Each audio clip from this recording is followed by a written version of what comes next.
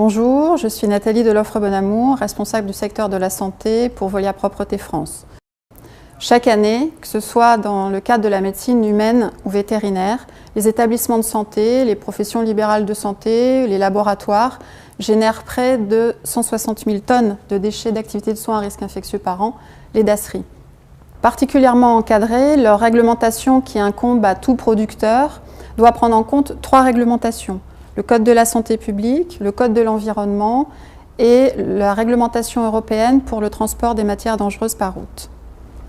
Tout commence par le bon geste de tri au moment de l'acte de soin, puisque les DASRI sont composés bien sûr de tous les déchets qui sont à risque infectieux, mais aussi de tous les piquants coupants tranchants, qu'ils étaient ou non en contact avec des produits biologiques, les produits sanguins incomplètement utilisés ou périmés, les déchets anatomiques non aisément reconnaissables et tout ce qui peut avoir un impact psycho-émotionnel comme les seringues. Dans chaque établissement de soins, le personnel soignant est formé au protocole de tri qui impose de bien séparer les DASRI dès leur production. Les déchets sont ensuite donc conditionnés dans des emballages adaptés en fonction de leur typologie. Sac plastique, fût carton doublé de sac plastique, fût plastique, boîte à aiguilles ou alors des emballages pour DASRI liquide. L'identification du producteur doit figurer sur chaque emballage. Une fois fermés définitivement, ces emballages sont entreposés dans un bac qui leur est dédié dans le local d'entreposage intermédiaire. Nos agents les acheminent par la suite dans le local d'entreposage centralisé ou appelé déchetterie en vue d'être collectés. Tout ce circuit de collecte interne respecte les règles d'hygiène et de sécurité de l'établissement de santé. Les DASRI sont alors prêts à être transportés vers le centre de traitement. Selon le Code de l'environnement, les DASRI sont considérés comme des déchets dangereux, ce qui implique des spécificités au niveau de leur transport, tant pour le conditionnement, le véhicule et le chauffeur.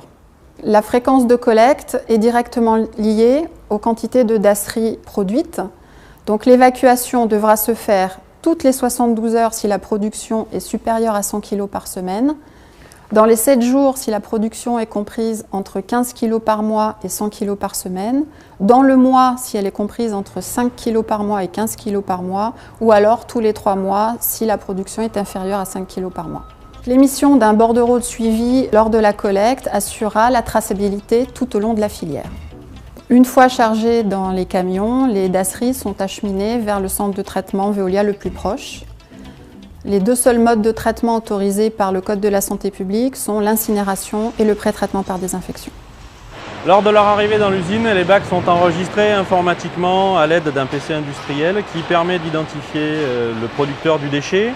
On procède ensuite à la non-détection de radioactivité des déchets et les bacs sont ensuite pesés et enregistrés informatiquement sur une base de données.